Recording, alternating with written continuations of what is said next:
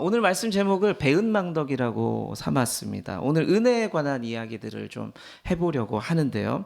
은혜의 정의를 우리가 성경의 원어를 막 따지면서 이런 뜻이 있습니다. 혹은 영어를 갖다가 쓰면서 이 영어 단어에는요, 원래 어떤 어원이 있는데요 하면서 설명을 할 수도 있습니다. 하지만 우리가 한국 사람이잖아요. 한국말로 은혜 얘기하잖아요. 그러면 은혜라는 말이 도대체 사전으로 무슨 뜻이 있느냐 좀 한번 정리를 해봤거든요. PPT 한번 띄워 보시겠어요? 네, 한번 같이 읽어볼까요? 은혜 시작. 어떤 조건이나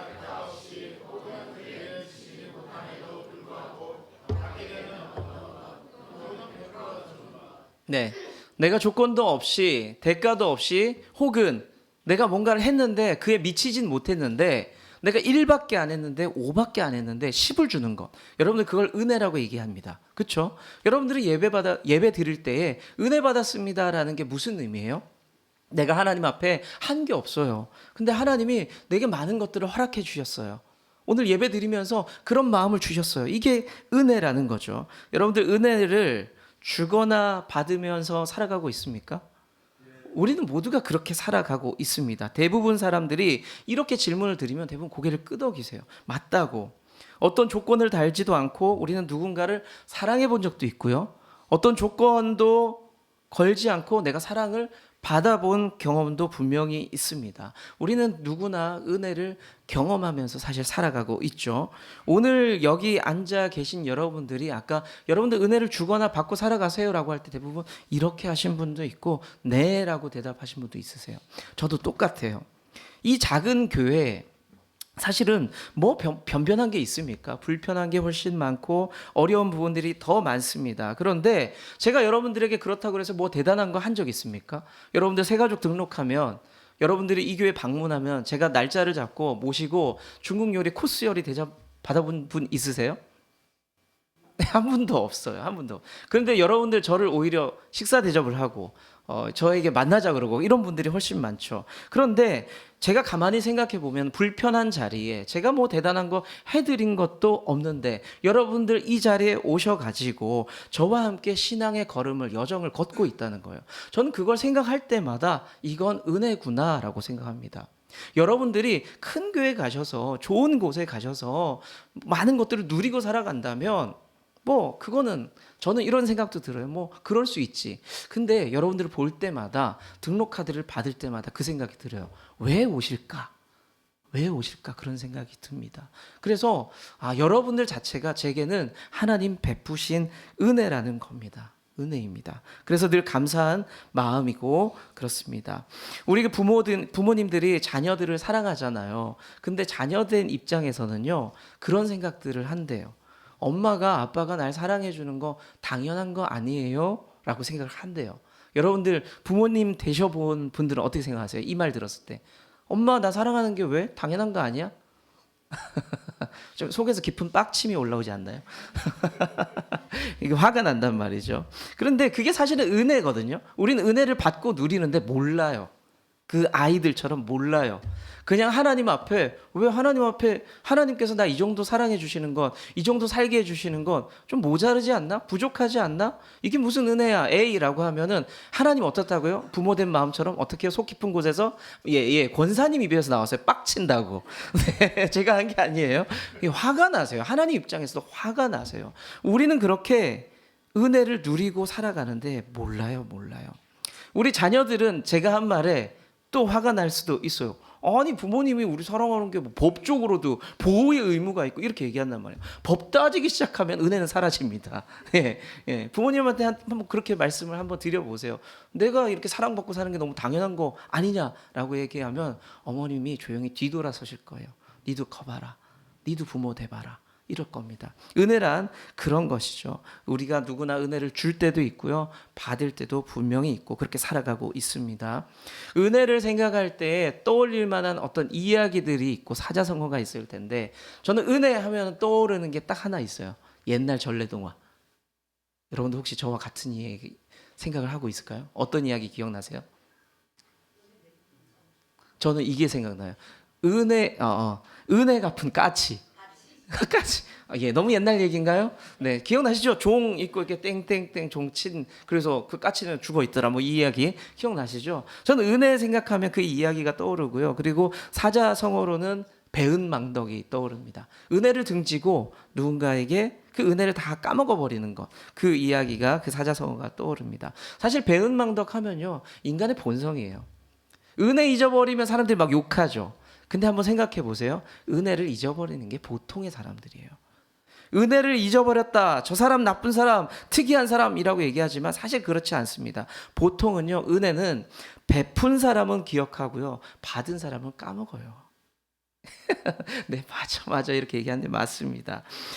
제가 길을 가다가 아주 어릴 때 봤던 아이가 있었어요. 제가 그 오랜만에 만난 아이한테, 아유, 내가 너 어릴 때 내가 마이쮸도 많이 사주고 막 얘기했는데 애 표정이 이래요. 몰라요.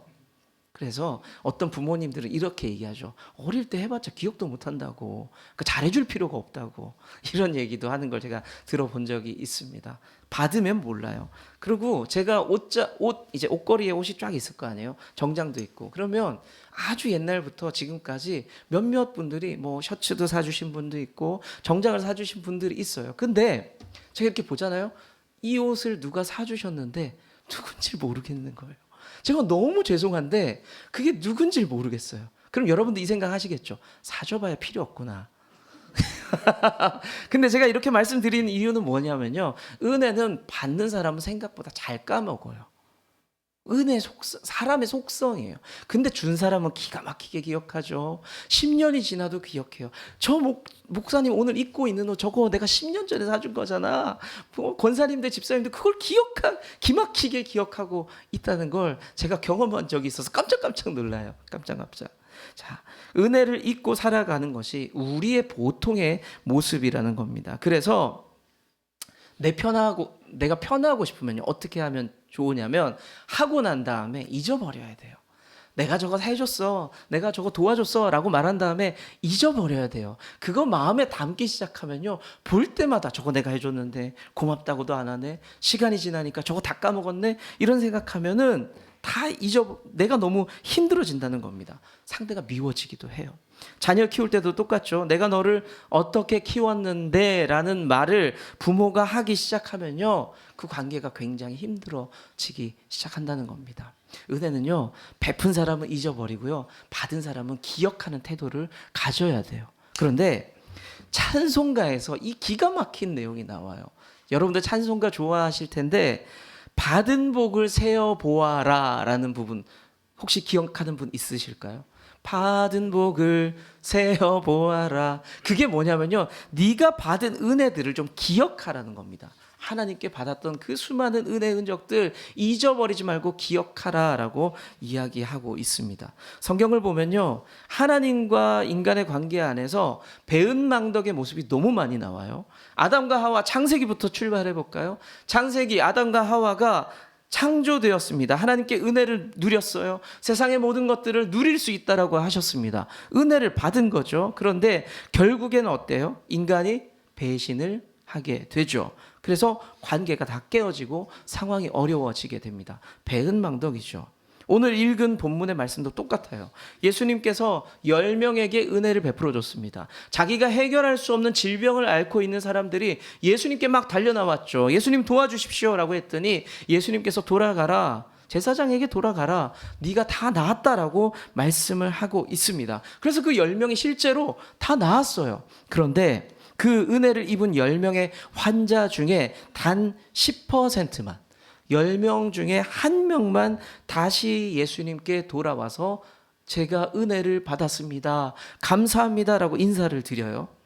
우리는 사람과의 관계 속에서, 하나님과의 관계 속에서도 은혜를 늘 이렇게 저버리고 살아가는 존재라는 것을 오늘 성경은요, 분명히 우리에게 말씀하고 있어요. 내가 다 알아. 니들 은혜 받으면 까먹잖아. 오늘 막 손들고 찬양하고 하나님 내게 전부가 되십니다 라고 고백한 다음에 나가서 점심 먹고 까먹잖아요. 전부는 무슨, 내 밥상에 문제가 생겼는데, 내일에 문제가 있는데, 우리는 그런 인생이라고 성경은 분명히 말씀하고 있습니다. 냉정하게 스스로를 한번 돌아보세요. 우리가 그런 존재라는 건 인정할 수밖에 없어요. 저도 마찬가지예요. 저도 똑같아요. 오늘은 그래서 우리가 어떤 존재인가에 대해서 두 가지 한번 좀 짧게 나눠보도록 할게요. 첫 번째는요, 우리 인생은요 약하고도 악해요. 약하고도 우리는 악한 존재입니다. 네, 알람이 왔습니다. 네, 일어나셔야 돼요. 네. 우리가 아무리 큰 은혜를 입었다 해도요, 우리는 생각보다 빨리 잊어버려. 큰 은혜를 입은 흔적들이 우리는 과거에 분명히 있거든요. 근데 생각보다 빨리 잊어버리면서 삽니다. 감동이 아무리 커도요, 그 감동을요 빨리 잊어버리게 됩니다. 여러분들 한번 생각해 보세요. 교회를 볼게요. 교회를. 여러분들이 교회를 내가 이 교회 다녀야지. 여기 너무 좋아. 여기 감동이 있어. 은혜가 있어. 저 목사님 너무 좋아라고 생각하셨겠죠? 그래서 여기를 다니기 시작했겠죠? 여러분들 그 교회를 다닐 거예요. 자, 5년이 지났어요. 10년이 지났어요. 그 감동이 여전히 유지될까요? 네, 이런 분도 있고 이런 분도 있어요. 벌써 저한테 이러신 거예요? 네. 근데 인간이 속성이라니까요. 우리 목사님 좀 겪어보니까 사람이 좀 아닌 것 같아. 보일 거예요. 분명히 보일 거예요. 네, 다들 이러고 계신데 우리는 그렇게 생각하고 살아야 돼요, 사실. 그렇게 보일 수밖에 없습니다. 자, 성경의 예를 하나 볼게요. 은혜를 까먹은 사례를 볼게요. 마태복음 18장의 말씀을 보시면요, 한 사람이 왕에게 왕의 부름을 받습니다. 왕이 너 일로 와봐 라고 얘기해요. 그 왕 앞에 갔더니 왕이 뭐라고 얘기하냐면, 너 나한테 빚진 게 많아, 알지? 빚 갚어 라고 이야기를 합니다. 이게 왕과 거래를 할 정도라면 이 사람의 사업 규모가 굉장히 컸다는 걸 의미하겠죠. 근데 왕이 빚을 갚으라고 하는데 그 금액이 너무 컸나 봐요. 죽었다 깨어나도 지금 갚을 수가 없는 거예요. 그래서 왕이 명령을 합니다. 제가 도저히 갚을 수가 없습니다. 저 좀 살려주세요 라고 했더니 왕이 이런 이야기를 합니다. 그치? 그런데 갚어. 너와 네 가족을 팔아서라도 그 빚을 갚으라고 이야기합니다. 그래서 빌죠. 선처를 구하고 도와달라고 하고 날짜를 미뤄달라고 애걸복걸을 하게 됩니다. 기다리면 갚을 수 있다. 도와달라라고 이야기합니다. 그런데 그 모습을 보면서 왕이 어떻게 생각하냐면 불쌍히 여겼다. 측은히 여겼다라고 기록하고 있어요. 마태복음 18장 27절의 말씀을 같이 한번 읽어보도록 할게요. 시작.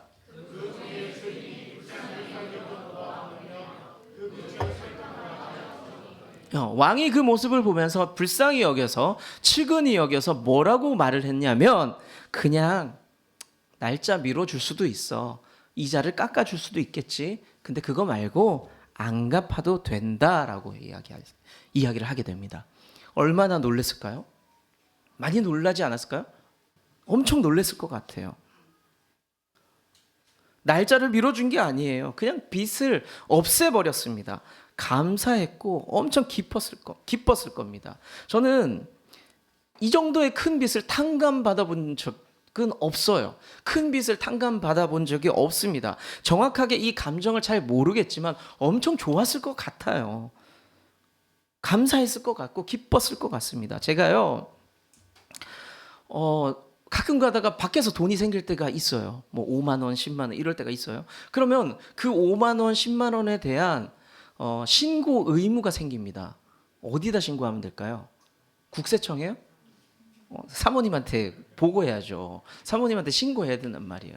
아내한테 얘기합니다. 여보, 누가 나한테 이렇게 책값하라고 10만 원을 주셨네? 라고 이야기하는데 아내가 이렇게 가끔 얘기할 때 대부분은 납세하라고 이야기를 하죠. 하지만 가끔 이렇게 얘기해요. 당신 써 라고 얘기합니다. 제가 그때 마음이 어떤지 아세요? 너무너무 기뻐요. 속에 깊은 곳에서부터 기쁨이 올라와요. 이 5만 원으로 10만 원으로 난 뭘 할 수 있을까를 생각해 보게 됩니다. 여러분들, 제가 이 부자의 이 탕감의 이야기를 보면서 이 마음이 어떨까를 겨우 이 5만 원, 10만 원에 빗대어서 생각해 볼 수밖에 없는데도 기쁘더라고요. 근데 이 부자가요, 이 사람이 평생의 짐을 덜었잖아요. 얼마나 기뻤겠어요. 얼마나 기뻤겠어요. 그 감동을 안고 이 사람이 이제 집으로 향하게 됩니다. 그런데 길을 가다가 사람을 하나 만나는데 그 사람이 자기에게 빚진 사람이에요. 빚이 있는 사람. 그래서 내가 돈을 받아야 되는데 요거 잘 걸렸다. 나 피해 다녔지. 잘 걸렸다 하면서 멱살을 잡습니다. 인상을 쓰면서 멱살을 잡으면서 돈 내놔. 돈 갚아라. 너 나 피해 다녔지. 이렇게 얘기합니다. 그런데 이 사람도 피해 다닐 때는 이유가 있는 거예요. 왜요? 없으니까 피해 다녔겠죠. 근데 잡힌 겁니다. 갚을 돈이 없었던 이 사람이 엎드려서 사정하는 거예요. 내가 지금 돈이 없는데 도망가겠다는 게 아니고 내가 갚겠다. 제발 좀만 봐달라라고 이야기를 합니다. 자, 여러분들, 사람만 바뀌었어요. 아까와 상황 똑같죠? 똑같은 상황입니다. 그런데 결과가 달라요. 아까 왕은요, 주인이란 사람은 왕은 그 사람을 어떻게 해줬어요? 탕감해줬어요. 빚을 다 까줬단 말이죠. 근데 자기 앞에 엎드려서 은혜를 구하는 이 사람에게 굉장히 매몰차게 대하게 됩니다. 그리고 고소해요. 돈 내놔. 아니야, 너 고소할 거야. 법정에 세우게 됩니다. 크게 탕감받았던 그 사람은요, 그 규모가 어느 정도였냐면 성경은 10,000달란트라고 기록을 하고 있고요. 그러면 조금 빚이 있어서 나 좀 살려주세요라고 했던, 길에서 만난 그 사람 빚이 얼마였냐면 100데나리온이라고 기록을 하고 있어요. 일단 단위가 다르죠. 그 규모가 정확하진 않지만 여러분들이 이 정도면 감이 올 것 같아요. 크게 탕감받은 사람은요, 거의 국가 단위의 탕감을 받은 거예요. 지금으로 보면 한 6조 정도의 탕감을 받은 거예요. 아, 네 이러다간 죽겠구나. 내가 빚 까줄게. 이게 한 6조 정도 되었다라고 합니다. 그런데 길에서 만나서 멱살 잡힌 사람, 내가 너 고소할 거야. 이 사람은 빚진 게 얼마였냐? 그냥 대략 한 1,000만 원. 이게 여러분들 어떻게 보이는, 어떤 느낌이세요? 좀 너무하지 않아요? 아니에요? 받아야 돼요? 멱살 잡고 패대기 쳐야 돼요? 6조를 탕감받았어요. 내가 지금 룰루랄라 하다가 이씨 내 1,000만 원 하면서 멱살을 잡고 있는 이 상황이에요. 자, 이거요, 요즘 말로 인터넷에 이 사연 올라가잖아요. 여러분 댓글로 난리 납니다. 저 배은망덕한 사람 보라고, 어떻게 저런 사람이 있냐고 욕하고 난리가 날 겁니다. 그런데 왜 이런 일이 일어날까요? 왜 은혜를 받았는데 베풀지도 못하고 용서하지도 못하면서 살아갈까요? 사람들에게 나는 은혜 받았는데 왜 야박하게 그렇게 살아가고 있을까요? 왜 그러냐면요, 분리를 잘해서 그래요. 나는 나고 너는 너고예요. 내가 받은 용서는 내가 받은 거고 너는 내 거 줘야지. 이게 맞는 것 같지만 하나님 나라에서는 맞지 않아요. 내가 받았는데 너도 좀 나눌 수 있어야지, 이거거든요. 근데 우리는 그렇게 분리를 시켜버립니다. 그래서 사람이요, 약해 보이지만요, 뒤집으면요 악해요. 점 하나만 달라지는 거예요. 약하다가 악하다가 되는 겁니다. 욕심이 작동하기 시작하면 내가 받은 은혜는 삭제가 돼버려요.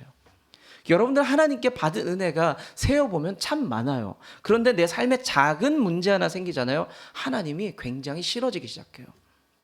제가 지금까지 믿음으로 살아오면서 하나님 앞에, 성도님들 앞에 그래도 내가 이거 하나 잘했어요 라고 어깨를 필 수 있는 게 뭔지 아세요? 내 삶이 굴곡은 있었지만 그때 굴곡이 질 때마다 아 하나님 좋아요, 아 하나님 미워요, 아 좋아요 미워요, 이러지 않았어요.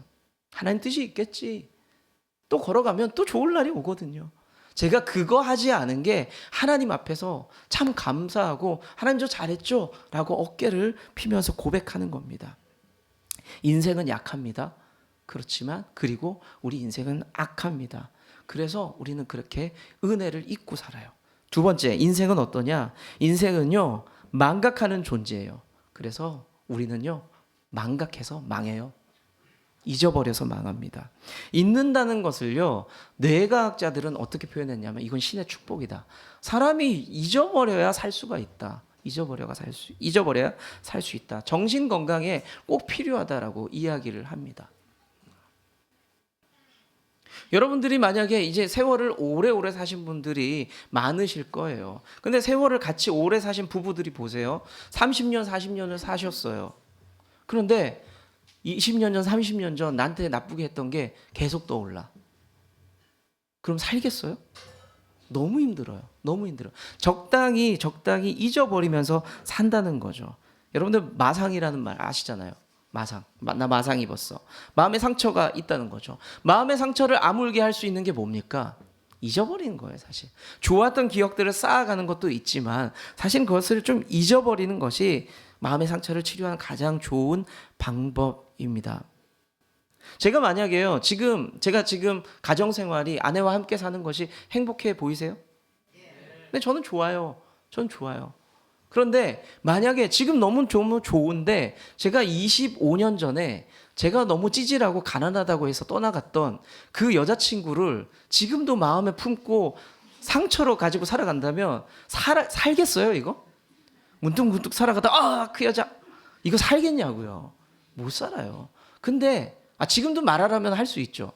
이거 유튜브에 나가면 안 되는데 그 아이가 볼 수도 있고 네. 아니 그 친구는 저랑 헤어지고 주유소집 사장 아들이랑 결혼해서 빌라 2채가 제가 디테일하게 기억한단 말이에요. 상처가 있어요. 근데 그게 저를 흔들지 않아요. 그래서 뭐 어쩌라고.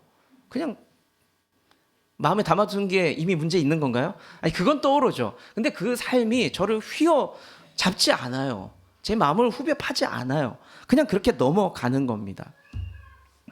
문제는 잊어버려야 돼요. 잊어버려야 돼요. 그게 우리에게 복입니다. 그런데 문제는 뭐냐면요. 잊지 말아야 할 것을 자꾸 잊는 게 문제입니다. 이건 반드시 기억해야 되는데 근데 그걸 까먹는 거예요. 까먹는 겁니다. 가끔 우리가 살다 보면은 그러니까 치매적인 증상이 아니라 내가 누군지를 까먹어요.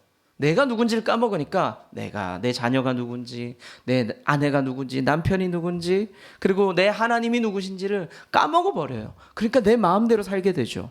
그걸 잊어버리면 내 마음대로 살게 되면서 사람에게는 상처 주고 하나님 앞에는 죄를 지으면서 실수를 반복하게 됩니다. 그게 우리 인생이라는 거죠. 구약 시대의 사사 시대의 모습을 보면요. 지도자가 바뀔 때마다 역사의 패턴이 아주 단순하게 반복되는 걸 볼 수 있습니다.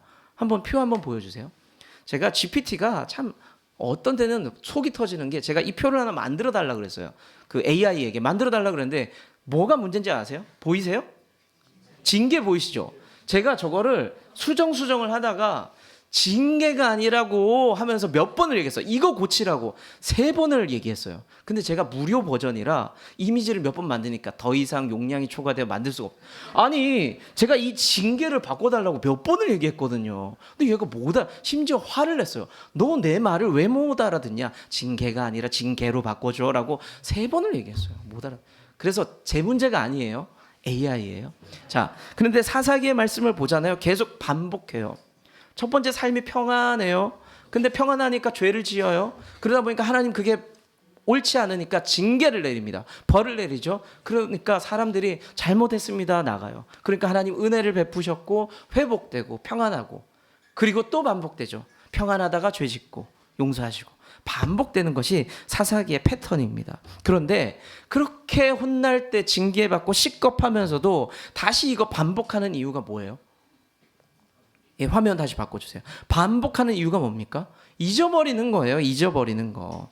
얻어맞을 때는 아프니까 잘못했어요 얘기하는데 얻어맞고 나서 생긴 멍자국을 보면은 잠깐 동안은 아이고 맞다 내가 하나님 앞에 혼났었지라고 생각해요. 그러면서 또 정신 똑바로 차리자 생각을 합니다. 그렇지만 멍자국이 사라지고 내 마음이 평안해지면 사는 게 편해지면요 또 까먹어요.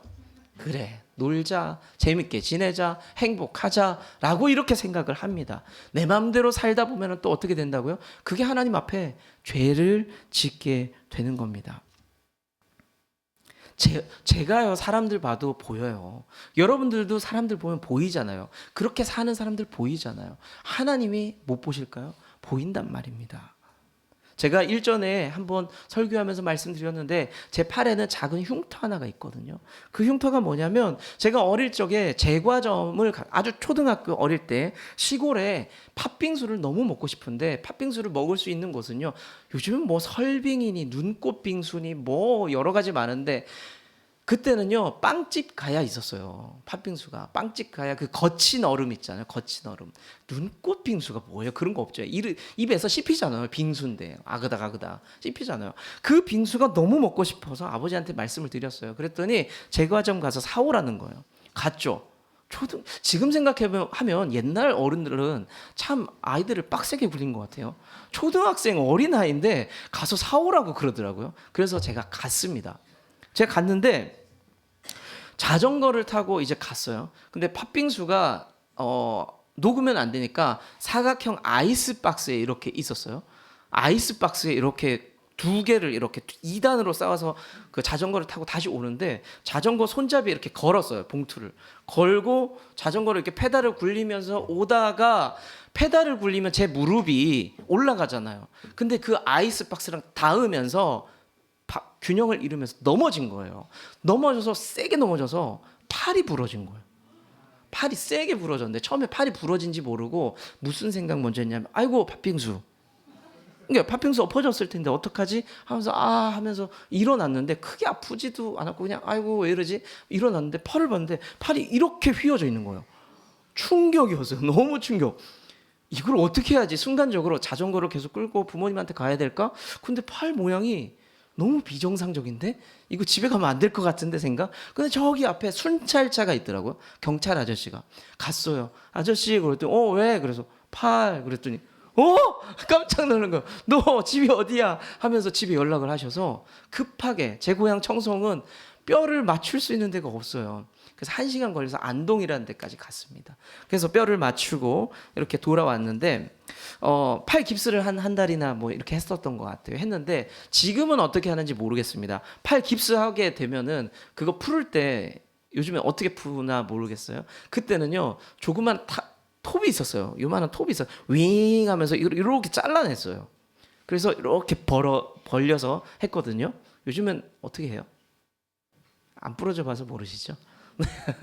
예, 어릴 때 그랬습니다. 제가 어릴 때. 근데 의사 선생님이 이렇게 하다가 뜨거 했는데 그게 살을 벤 거예요. 근데 이 정도 반응이라고요? 그랬는데 그게 금방 없어질 줄 알았는데 지금까지 흉터로 조금 이렇게 남아 있더라고요. 그래서 그걸 볼 때마다 제가 무슨 생각하냐면 그때 일이 떠올라서 그 상처를 보면서 그때 일이 떠올라서 맞아 자전거 타면 조심해야지 맞아 뭔 일을 하든지 간에 늘 살펴야 돼 이 생각을 합니다. 여러분들 뭔가를 기억하고 조심하는 건 아주 중요해요. 군에서 수류탄 던지는 훈련을 딱 한 번 하거든요. 이거 딱 한 번만 해요. 근데 수류탄을 던질 때 훈련을 계속하는 게 뭐냐면 여러분들 영화에서 보면 옛날 영화 말도 안 돼요. 뭐 수류탄이 있고 그거 어떻게 터져? 이 핀을 뽑아야 되잖아요. 그 영화에서 보면 무슨 외국 영화도 그런가 무슨 코만도 람보 이 시대에 보면 막 이빨로 뽑아서 이렇게 던지고 말도 안 되는 얘기들을 그렇게 영화에 표현을 했는데 그리고 대부분 영화들이 이 핀을 이렇게 뽑아가지고 막 이렇게 던진단 말이에요. 절대 훈련병들한테 그렇게 얘기하지 않아요. 사과를 잡듯이 잡으라고 합니다. 잡고 핀에 손가락을 걸고 사과를 쪼개듯이 하면 핀이 빠져요. 그럼 잡고 있잖아요. 이걸 이렇게 해서 던지라고 해요. 근데 그게 너무 무서워요.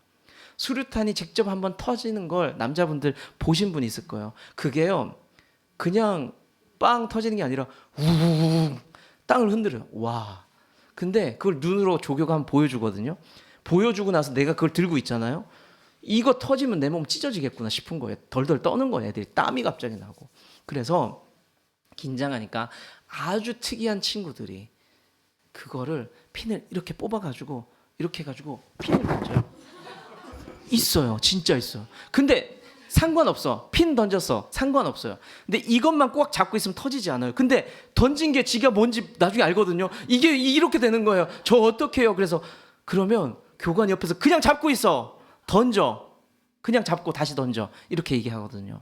그러니까 뭐가 중요하냐면 우리가 처음에 교육받은 대로 이걸 던지면 사는 거예요. 근데 그걸 까먹으면 굉장히 위험하다는 거죠. 우리가 잊으면요 죽음이고 망하는 거예요. 신앙생활 하면서 그런 것들이 아주 많습니다. 기억해야 될 것은 반드시 기억을 하셔야 됩니다. 잊으면요 위험합니다.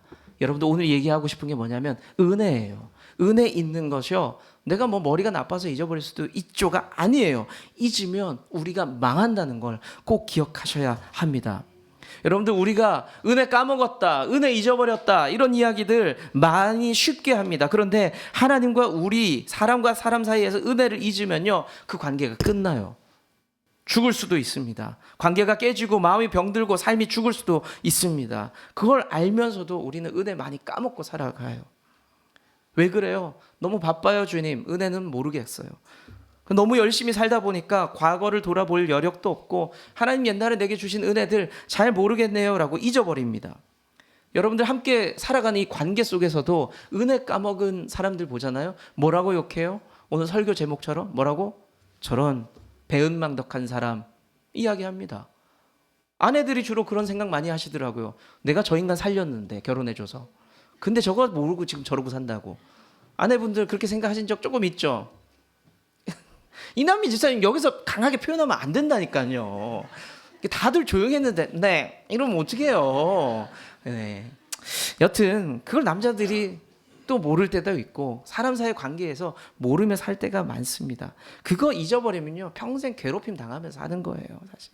그리고 우리가 하나님 앞에서도 똑같아요. 나를 인도해 주시고 지금까지 인도해 주신 하나님의 은혜를 기억하지 못하면요 겸손할 수가 없어요. 내가 열심히 살았어요 하나님 하면 하나님 앞에 머리 숙일 수가 없다니까요. 하나님 은혜 주셨어요 라고 기억할 때 겸손할 수가 있습니다. 그리고 그 은혜를 기억할 때 앞으로의 삶도 기대할 수가 있어요. 왜냐하면 내가 20살 때 하나님 그때 은혜 주셨거든. 힘들 때. 내가 지금 45세가 되었는데 지금도 어려움이 있는데 그때 생각해보면 지금도 은혜 주실 거야. 그 은혜를 기억할 때 우리 삶 가운데 소망이 있다는 걸 꼭 기억하시기를 바랍니다. 오늘 본문 분해하고 분석하지 않았어요. 오늘 그 스토리를 가지고 뭔가를 이야기하지 않았습니다. 그런데 오늘 예수님을 통해 병이 나은 10명이 은혜 받은 10명이 어떻게 반응했는지를 분명히 봤습니다. 한 사람만이 은혜를 기억하면서 예수님께 와서 반응했습니다. 9명은 어떻게 했어요? 오늘 설교의 제목처럼 배은망덕한 모습을 보였습니다. 이때 예수님 뭐라고 하셨는지 아세요? 나머지 9은 어디 있느냐? 몰라서 묻는 게 아니죠. 답답해서 속상해서 물으셨습니다. 오늘 본문을 묵상하면서 인생을 오늘 2가지로 정리를 했습니다. 첫 번째는 약하다. 은혜 잊어버리는 인생. 주님 제가 약해서 그래요 라고 고백할 수 있지만 아니다. 그 인생은 악한 거예요. 나쁜 거예요. 그리고 2번째 망각. 늘 은혜를 쉽게 잊고 살아갑니다. 은혜를 망각한다는 것, 잊어버린다는 것, 그거는 망하는 인생이라는 것을 여러분들 기억할 필요가 있습니다. 악한 우리가, 망할 우리가 그런 존재인데 이제 어떻게 하면 좋을까요?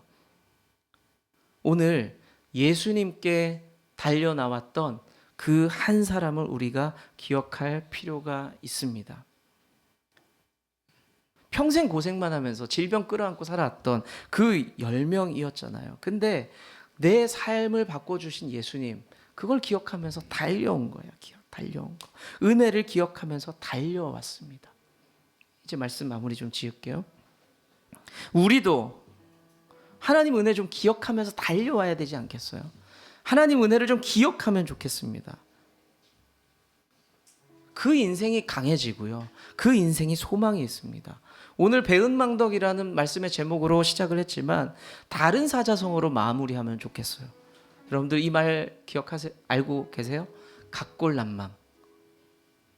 네, 각골난망. 은혜를 어디다 새긴다고요? 뼈에다 새기는 겁니다. 뼈에다. 잊어버리지 않겠다는 거죠. 내가 받은 은혜가 커서 내가 뼈에다 새기겠다. 그렇게 살겠다는 겁니다. 내 호흡이 끝날 때까지, 내 숨이 멈춰질 때까지 은혜를 기억하며 내가 감사하며 살 수 있어야 되겠죠. 약하고 악한 인생이, 망각하면서 망할 인생이 은혜를 기억하면서 기쁨으로 살아갈 수 있는 그런 여러분들 될 수 있기를 축복합니다.